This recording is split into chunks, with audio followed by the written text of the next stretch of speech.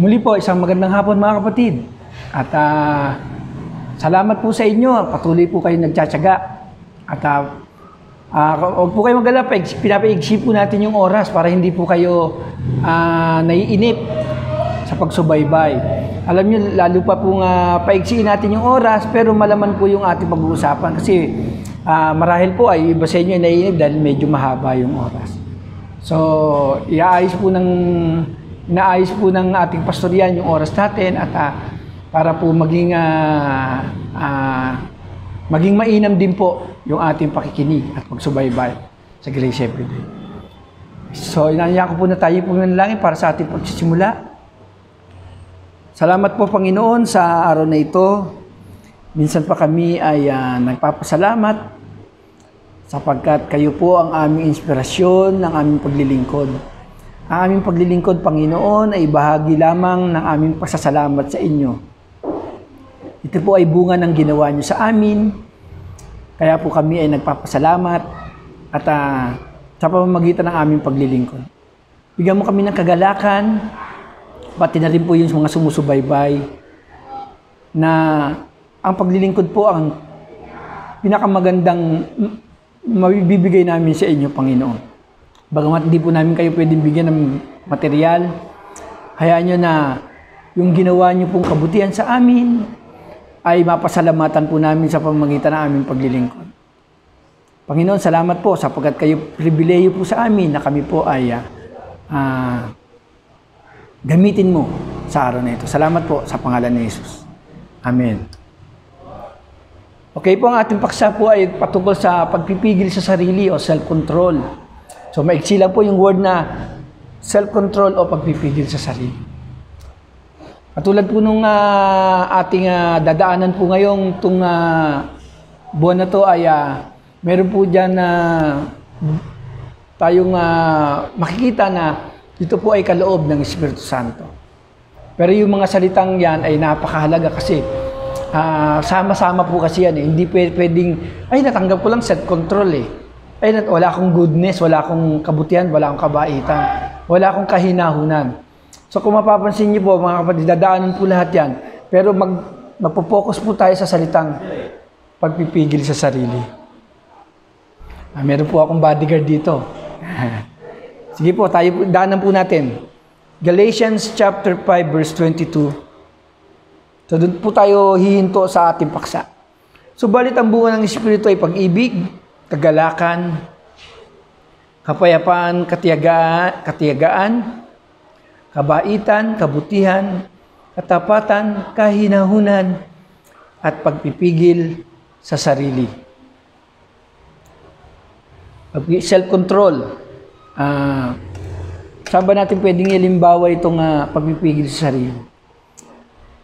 Katulad ng isang sasakyan, no? Kung ikaw ay magmamaneho ng motor, kapag walang preno yan, ako, mahirap yun. Walang control yung dire-diretso. So, malamang lagi kang mabubunggo o madidisgrasya, maaksidente. So, yung ating mga appliances katulad ng ventilador, electric fan, no? May control po yan. So, hindi pwedeng pag ginamit mo siya, hindi na siya hihinto. At dire-diretso hanggang sa masira, hindi po ganun. So, pwede mo siyang kontrolin, pwede mo siyang hinaan, pwede mo siyang lakasan. So, makikita po natin yung control, no? At siguro pag-usapan po muna natin yung ating Panginoon bago natin daanan to. Ang Panginoon po ay kontrolado ang lahat ng bagay. Sa maniwala po kayo at sa hindi. Kasi iba, parang hindi pa naniniwala, pero yung iba ay naniniwala sapagkat alam nila na ang Diyos ang katulad nung nangyari sa ating COVID-19, no? Kontrolado ng Panginoon. Kasi kung hindi kontrolado ng Panginoon yan, ay kabilang na rin po tayo sa nakaranas na dapuan ng salot na ito. Pero kontrolado ng Panginoon, dahil tayo may pananampalataya, iniingatan tayo ng ating Panginoon. Tingnan natin ang Panginoon. Ang ating Panginoong Hesus, nung siya'y nagkatawang tao, lahat ng pagpipigil sa kanyang sarili ay kanyang ginawa. Alam nyo, mahirap pagsabihan ka na ang iyong kapangyarihan ay galing sa dyablo. Remember, ang Panginoon nagpapagaling, pero yung mga tao sinasabihan siya na galing sa prinsipe ng demonyo yung kanyang kapangyarihan, kaya siya nakakapagpagaling ba? Kung wala kang self-control, baka sabi nga natin, yung iba magalit at makapanakit. Experience ko po yan kapag nung time na wala po tayong control, hindi po natin pinaiiral yung, hindi po natin tinitignan yung mga mabubuting bagay. Kapag nagagalit po tayo, ako ay nakakagawa po ako ng hindi maganda. Nakakapanakit minsan. Buti kung minsan madalas, walang control. Minsan yung iba nakakasira ng gamit pag wala kang control. Di ba makikita niyo yung iba pagka walang control, binabasag yung TV, binabasag yung gamit, binabalibag yung mga kung ano man yung kanyang mahawakan. Yan yung mga kawalan ng control. Pagpipigil sa sarili, ito po yung regalo ng Espiritu Santo. Sabi nga sa inyo mga kapatid, kung ikaw ay nagmamaneho ng isang sasakyan, kung wala yung control, ay naku, huwag ka na magmaneho. Sigurado makakasagasa ka ng tao. Hindi man, makakasira ka ng mga ari-arian ng ibang tao. Kaya po mga kapatid, yan po mga sasakyan na yan ay dinisenyo na may control. Kung papansin ninyo, pag dumadaan kayo sa mga highway, di ba, bibilis ng mga sasakyan. Ako, pag walang control yun mga kapatid, sigurado marami po ang madidisgrasya. Ngayon, pag-usapan po natin yung tao sa atin. Tayo po ay binigyan ng Espiritu ng Diyos at tayo ay may pagpipigil sa sarili. Saan po natin dapat pigilan ang ating mga sarili, mga kapatid? Kasi alam niyo yung tentasyon. Kaya may pagpipigil sa sarili kasi may tentasyon. Noon tayo, wala tayong preno, no? Wala kang preno sa, para kang sasakyan na pagka inapakan mo, dire-diretso. So, minsan kahit sa pananalita, maraming mga tayo, mga mananampalataya, hindi po tayo nag-iingat. Wala tayong preno sa pagsasalita. Minsan nakakasagasa na rin tayo. Bagamat hindi sasakyan yung ating daladala, yung ating masasakit na salita na siyang ginagamit natin para makasagasa ng iba, na hindi natin ginagamit yung ating control. Yan po yung ating mga kahinaan. Lahat po tayo may kahinaan, mga kapatid. Kawalan ng control sa pagsasalita. Kawalan ng control sa galit. Kapag ikaw ay nagalit, wala kang control. Pag ikaw ay nainis, wala kang control. Mga kapatid, sabi ng Biblia, hindi ka pwedeng, meron kang ulitin ko po, no? Hindi ka pwedeng, binanggit ko po ito sa naunang topic, hindi ka pwedeng may pag-ibig, pero wala kang self-control. Ay, may pag-ibig naman ako, pero wala kang self-control. Kasama po yun.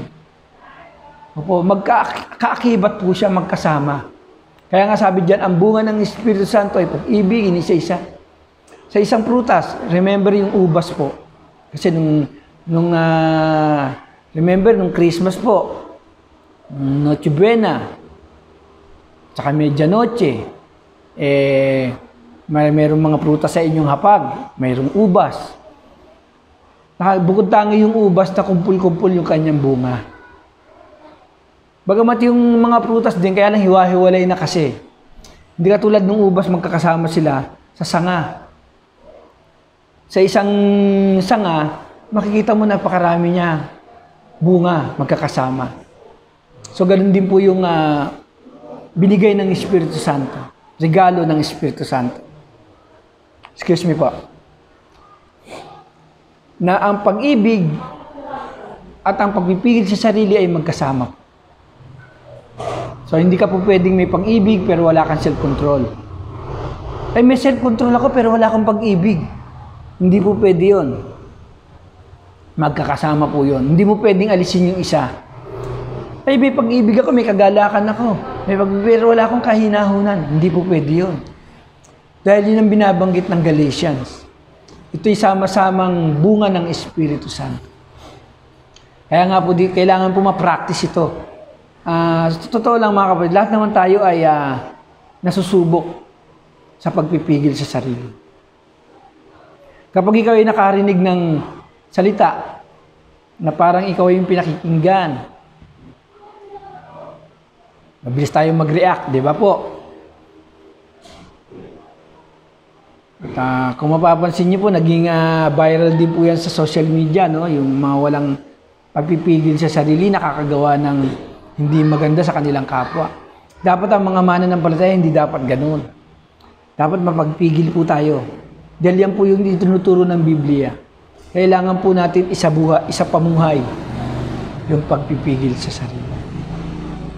Ang pagpipigil sa sarili ay para hindi ka matukso ng kasalanan. Minsan sa salita, minsan gusto mo nang magsalita ng, alam niyo yung may iba sa atin ay mabilis magsalita ng mura. Sabi nga nung iba kung gusto mo ng mura, pumunta ka sa biyenan ko kasi mahilig mura doon. Parang ang ibig na sabihin makakatanggap pa ng puro mura. Tayong mga mananampalataya, minsan pag nadudulas, nakakapagsalita tayo ng salita na nakakapagkumit tayo ng salitang ng kasalanan. Kaya nga sabi sa Mateo na ang magsalita ng salitang ulol sa kanyang kapwa ay mapapasa apoy ng impyerno.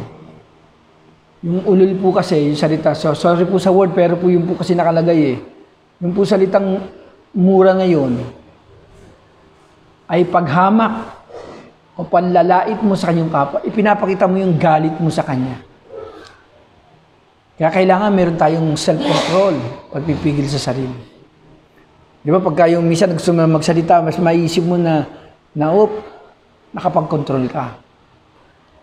Mas maganda yung ganon. Kaysa yung biglaan, nagpadala ka sa yung damdamin. At katulad ng napapanood natin sa mga social media, no? Dahil sa kanyang wala siyang self-control, ay nagawa niyang pumatay ng tao. So, ganun din po mga kapatid. Ang ating Panginoon ay mapagpigil. Alam niyo po, ang number 1 mapagpigil ang Panginoon dahil po sa ating mga kasalanan, paulit-ulit. Kung ang Diyos wala pong control, paulit-ulit po tayo nagkakasala. Naku, matagal na po tayo nasa impyerno. Pare-pareho. Matagal na po tayong pinarusahan ng Diyos.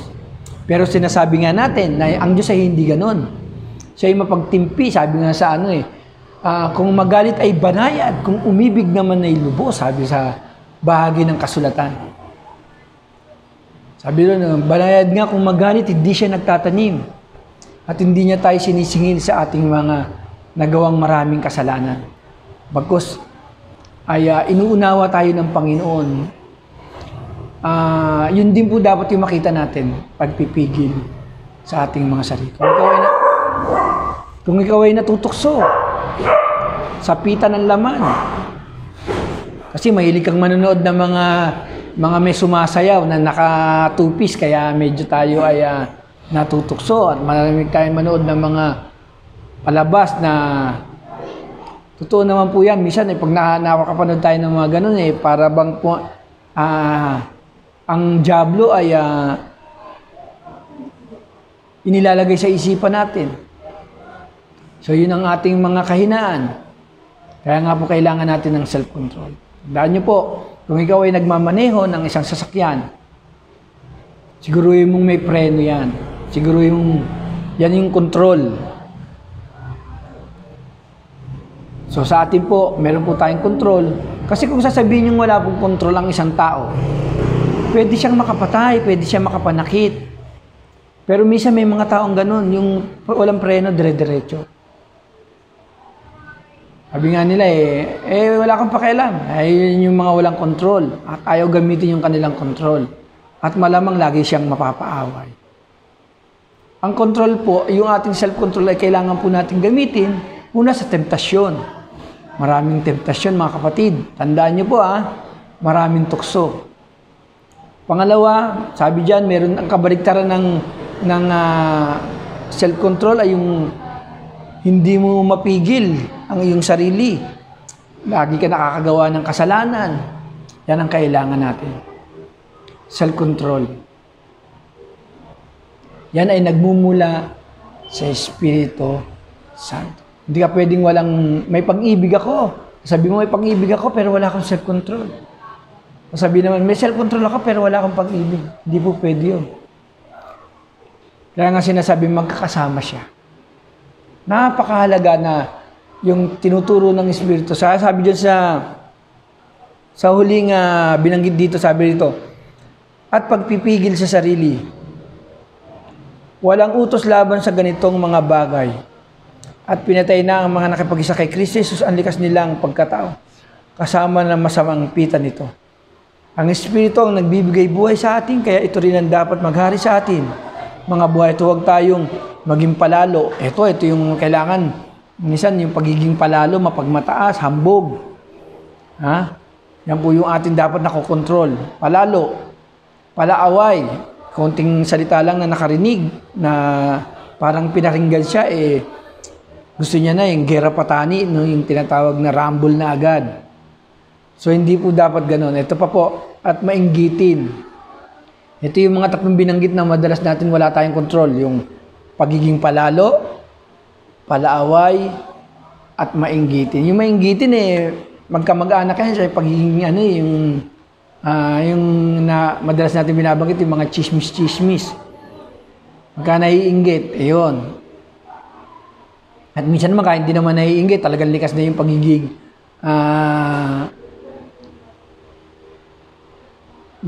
mapanira, mapagpuna, mapag-alipusta. Kailangan po meron tayong control. Mga kapatid, lahat po tayo ay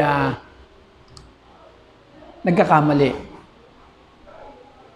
Aminado po ako na rin po yung nagkakamali at baka marami pa po akong pagkakamali sa inyo. Pero ang kagandahan po nito mga kapatid, ang salita ng Diyos ang ginagawa ko pong patnubay.